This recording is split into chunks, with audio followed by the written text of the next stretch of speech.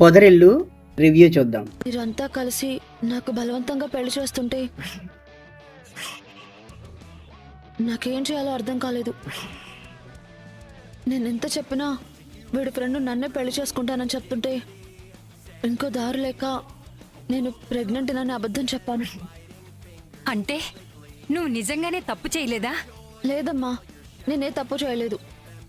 అసలు నిన్ను చంపేసినా తప్పలేదు. నిన్ను తన మీద చెయ్యి పడిందో నా చేతుల్లో చేస్తావు. రే తమ్ముడు బామర్ది, కొంచెం తగ్గు. ఏయ్, నీకేమైనా పిచ్చా? ఇంత జరుగుతుంటే అసలు మరి నా కాల్ ఎందుకు చేయలేదు? నువ్వు ఇచ్చిన ఫోన్ కూడా లాగేసుకున్నారు. టెంపుల్లో హోమం ఉందని అబద్ధం చెప్పి తీసుకెళ్లారు. తీరా అక్కడికి వెళ్ళాక గాని అర్థం కాలేదు. చూడండి, ఇదే చివరిసారి. కాదు కూడదు ఎవడికో ఇచ్చి కట్టబెట్టాలని చూస్తే మాత్రం చంపేస్తాడు. విన్నారుగా? పదరా ముంగిసా, నీతో మాట్లాడాలి. పద పద. మై డియర్ తమ్ముడి అత్తగారి ఫ్యామిలీ, వస్తా. పద. ఎక్కడికి వస్తున్నావు? మీరు ఎక్కడికి వెళ్తే అక్కడికే. నువ్వేమన్నా మా తోకవేంట్రా? చిచ్చి, కాదు కదా? అసలు కాదు. అయితే రాకు. ఎక్కడికి? మేము ఎక్కడికి వెళ్తే అక్కడికి. డూడ్, చెప్పండి డూడ్. తప్పుగా అనుకోకండి, మాకు కొంచెం ప్రైవసీ కావాలి. అందుకే లవర్స్ కదా. కాదని ఎవడన్నాడు? వెళ్ళండి.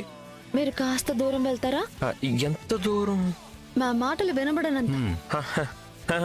అలాగే. చెప్పు. I love you. అది కాదు. మరి ఇంకేంటి? నాతో అబద్ధం ఎందుకు చెప్పావు? నువ్వు తండ్రివి కాబోతున్నావంటే నీ రియాక్షన్ ఎలా ఉంటుందో చూద్దామని. అంటే నీకు ఇదంతా ఆటలుగా ఉందా? నేను ఎంత టెన్షన్ పడ్డానో తెలుసా? మీ అమ్మ మా అన్నయ్యకి ఫోన్ చేసి విషయం చెప్పినప్పటి నుంచి కన్నాగాడు చక్రిగాడు నన్ను ఎంతలా ఏడిపించారో తెలుసా? ఛా! ఏంట్రా అలిగావా? నువ్వు చేసిన పనికి పీకల దాకా కోపం ఉంది. మరి నన్ను ఏం చేయమంటావు? నువ్వేమో ఊళ్ళో లేవు, ఫోన్ చేద్దామంటే ఫోన్ కూడా లేదు. వాళ్ళేమో పెళ్లి ఏర్పాట్లు చేసేశారు. ఆ తింగరుడికి అసలు అమ్మాయే దొరకదు అన్నట్టు నేను మన గురించి ఎన్ని నిజాలు చెప్పినా నాకు ఇష్టమే అంటున్నాడు. ఇంకా వేరే ఆప్షన్ లేక ఈ ఆప్షన్ ఎంచుకున్నాను. ఇందులో నేను చేసిన తప్పే ఉంది. సారీ బుస్సు, దీని అంతటికీ కారణం నేను ఊళ్ళో లేకపోవడమే కదా. ఏరా, నిజంగానే టెన్షన్ పడ్డావా? చాలా. పోనీ ఇప్పుడు ఆ టెన్షన్ అంతా పోగొట్టమంటావా? వసే బుస్సు, ఎవరైనా చూస్తారే, వదులు. ఇప్పుడు ఎలా ఉందిరా ముంగిసా? చాలా ప్రశాంతంగా ఉంది. అబ్బా! హగ్గు ఎలా ఉందని అడిగాను రా. దానికి ఇలా కొట్టడగాలంటే మరి నీ మట్టి బుర్రకు అర్థం కావట్లేదుగా. ఏరా, గట్టిగా తగిలిందా? పర్లేదులే, కొట్టింది నువ్వే కదా. రే సరే ముంగిసా, ఇంక నేను వెళ్తాను. అదేంటే, కాసేపు ఉండొచ్చు కదా. మన ప్రేమను గెలిపించడం కోసం ఇప్పటికే వాళ్ళని చాలా బాధ పెట్టాను. ఇంకా బాధ పెడితే రేపు ప్రేమలో గెలిచినా కూతురుగా ఓడిపోతాను రా. సరే వెళ్ళు.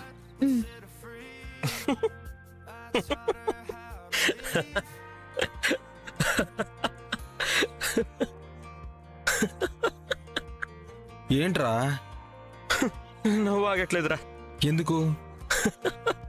ఎందుకంటే ఇంకో 7-8 నెలల్లో నీకు బిడ్డ పుడుతుంది, నన్ను పెదనాన్న అని ప్రేమగా పిలుస్తుంది అని ఆశపడ్డాను.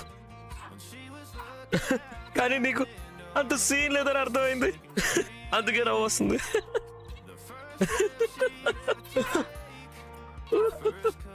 కడుపు కడుపంట. రేయ్, ఇంకా నవ్వింది చాలు గాని పద వెళ్దాం. అయ్యో పద. రేయ్ పదరా. అయ్యో ఎక్కు. రే ఆపరా. ఏంటి పెద్ది? అక్కడికి వెళ్ళిన వాళ్ళు ఇంకా రాలేదమ్మా. వస్తారులే పెద్ది. ఏం గొడవ జరుగుతుందో ఏంటోనని కంగారుగా ఉంది. ఒకవేళ మన వాళ్ళు గొడవ పడాలన్నా వాళ్ళు మాత్రం గొడవ పడరు. ఎందుకంటే విషయం వీధిలో వాళ్ళకి తెలిస్తే పోయేది వాళ్ళింటి పరువే కదా. కేశవ ఇలా తొందరపడ్డాడంటే నేను నిజంగా నమ్మలేకపోతున్నాను. అవును, నాకు నమ్మకం కలగడం లేదు. నువ్వెందుకురా వచ్చావు? పెద్దవాళ్ళు మాట్లాడుకుంటూ ఉంటే చిన్నపిల్లాడివి నువ్వు దూరిపోతావేంటి? నేను చిన్నపిల్లనేం కాదు, పెద్దోడిని అయిపోయాను. ఇదిగో మీసాలు గడ్డలు కూడా వచ్చాయి. అయితే రారా పెళ్లి చేస్తాను. బెత్తం ఎక్కడా? పట్టుకోండి పెద్ద వీణ్ణి. నువ్వు రారా రేయ్, పెళ్లి చేస్తాను. ఆగు. ఉండు. ఏయ్, ఆగరా. నిన్ను వాళ్ళు పెళ్లి కొప్పుకుంటారమ్మా. ఇష్టం లేకపోయినా ఇప్పుడు పెళ్లి చేసి తీరాల్సిందే కదా పెద్ది. ఏంట్రా, ఏమైంది? ఏమైనా గొడవ జరిగిందా?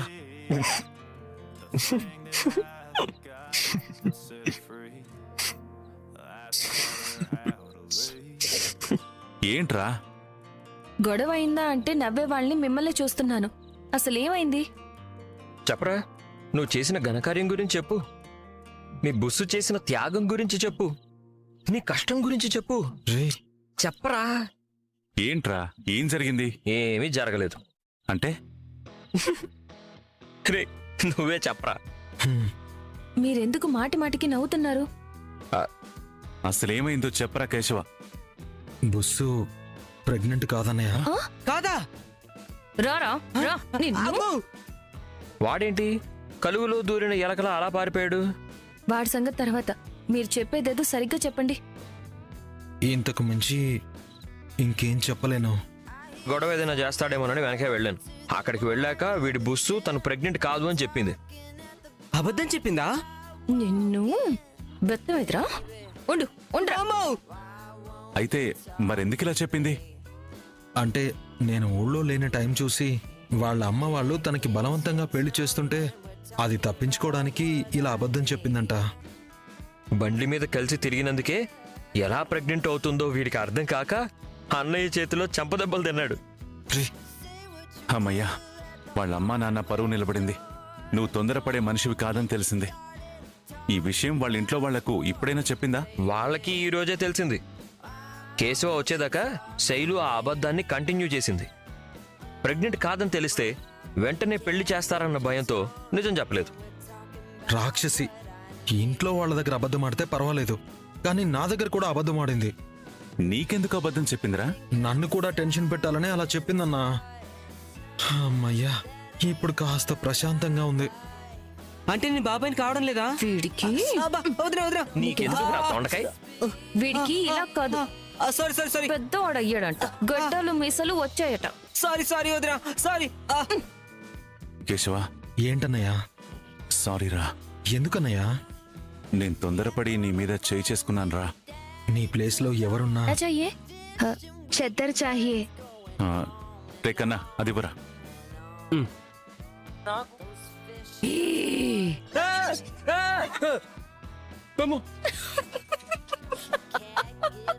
ఏంటండి ఇది? ఎంత భయపడ్డానో తెలుసా? అంత భయం ఉన్నప్పుడు ఇలా రాత్రి పూట బయట ఏం చేస్తున్నారు? నిద్ర రావట్లేదు, అందుకే సాంగ్స్ వింటున్నాను. ఓహో, మీది సేమ్ ప్రాబ్లమా? అంటే మీకు నిద్ర రావట్లేదా? గుళ్ళో ఎన్ని రోజులు కబుర్లతో కాలక్షేపం చేశాం కదా, నిద్ర టైమింగ్స్ మారిపోయాయి, అందుకే నిద్ర రావట్లేదు. మీ చేయి నొప్పి తగ్గిందా? తగ్గింది. మీది? తగ్గింది. అంత నిష్ఠతో పూజ పూర్తి చేసినందుకైనా అమ్మవారు అనుగ్రహించి పెద్దికి మంచి అమ్మాయిని భార్యగా పంపిస్తే బాగుంటుంది. అమ్మవారు చెప్పింది కదా, ఇంకంతా మంచి జరుగుతుందని. తప్పకుండా అన్నయ్యకి పెళ్ళవుతుంది. అవును, అమ్మవారిని మీరేం కోరుకున్నారు?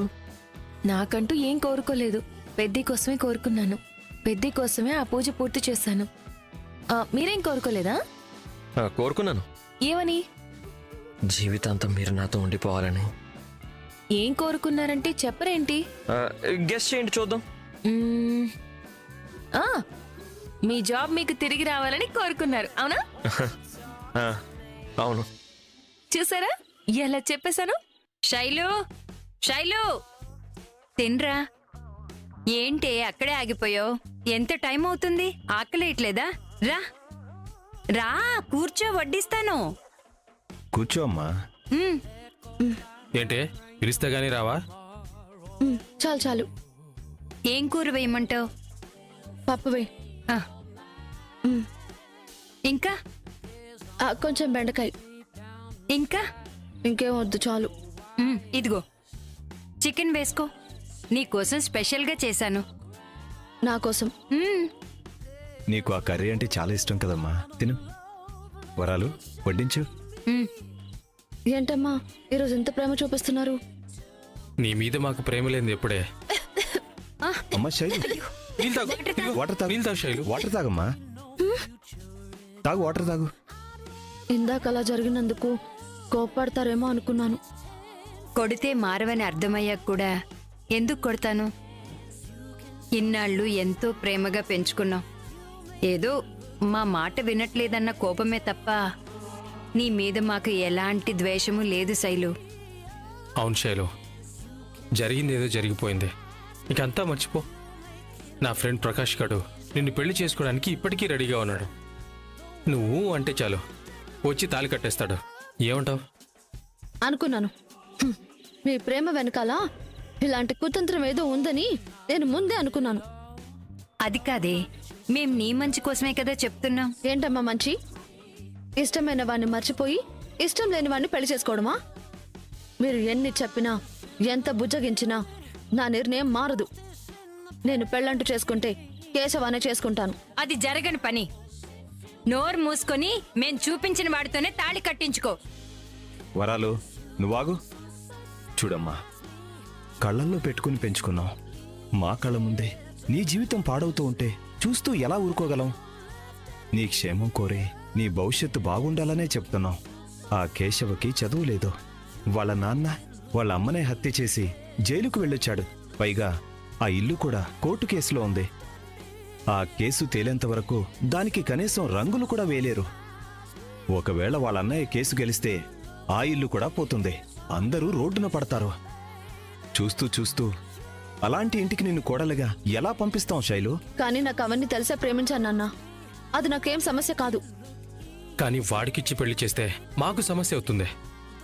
అదే నా ఫ్రెండ్ ప్రకాష్ అయితే సాఫ్ట్వేర్ ఉద్యోగం ఉంది, నెలకు మంచి జీతం వస్తుంది, సొంత ఇల్లుంది, కావలసిన ఆస్తులున్నాయి. వాడిని చేసుకుంటే నీ జీవితం చాలా హ్యాపీగా ఉంటుంది. ఒక్కసారి ఆలోచించు. ఇక్కడ లేని వాడిని పక్కన పెట్టుకుని ఎక్కడికి వెళ్ళినా అందులో సంతోషం మాత్రం ఉండదు. అది తెలుసుకో. महालक्ष्मी మనం రుద్రవరంలో ఫొటోస్ దిగాం కదా, అవి చూస్తున్నాను. अच्छा నువ్వు చూద్దువు గాని రా. మనీషా, बहुत सुंदर है। అన్నీ అనుకున్నట్టు జరిగి ఉంటే ఈ పాటికి పెద్ద పెళ్లి అయిపోయి పక్కన గాయత్రి కూడా ఉండేది. हाँ महालक्ष्मी ऐसा नहीं हो सकता है। పెద్దికి భార్యగా రాబోయే అమ్మాయి ఎవరో గాని చాలా అదృష్టవంతురాలు. हाँ बिल्कुल, माधव जी बहुत सच्चा आदमी है। అవును, పెద్ది చాలా వాడికి ఆస్తి అంతస్తులు ఉంటే పెళ్లి చేసేసుకోవాలా? నా మనసుకు నచ్చాల్సిన పని లేదా? ఆడపిల్ల ఇష్టానికి అసలు విలువే లేదా ఇంట్లో? నాకు కేశవ అంటే నీ ఇష్టం అంటే వినరేంటి? నేను ముంగిసగానే ప్రేమించాను, వాణ్ణే చేసుకుంటాను. వీళ్ళు నా పెళ్లి వేరే వాడితో ఎలా చేస్తారో నేను చూస్తాను. హలో, ఏంటే బుస్సు కష్టమంటున్నావేంటి? ఏమైంది? ఏం కాలేదు. సరే, నువ్వేదో మూడ్ ఆఫ్ లో ఉన్నట్టున్నావు. నేను మళ్ళీ చేస్తాను. ఏమన్నావు? నేనేమన్నానే? మళ్ళీ చేస్తాను అన్నాను. అంటే ఇప్పుడు ఫోన్ పెట్టేస్తావా? దానికి అర్థం అదే కదా. ఏం లేదు అంటే ఏదో ఉంది అని అర్థం చేసుకుని నువ్వు అడగవా? సరే, విషయం ఏంటో చెప్పు. నేను చెప్పను. ఏయ్ బుసు, అసలు ఏమైంది దీనికి ఇవాళ? హలో, ఏంట్రా హలో? ఫోన్ లిఫ్ట్ చేశాక హలో అనే కదా అనాలి. అవన్నీ తెలుసు కానీ ఫోన్ కట్ చేస్తే మళ్ళీ తిరిగి చేయాలని తెలీదా? అది కూడా నేనే చెప్పాలా? ఏయ్, ఇప్పుడు నీ ప్రాబ్లం ఏంటే? నువ్వేరా నా ప్రాబ్లం. నేనా? అవును, అసలు దీనంతటికి కారణం నువ్వే. నేనేం చేశానే బుస్సు?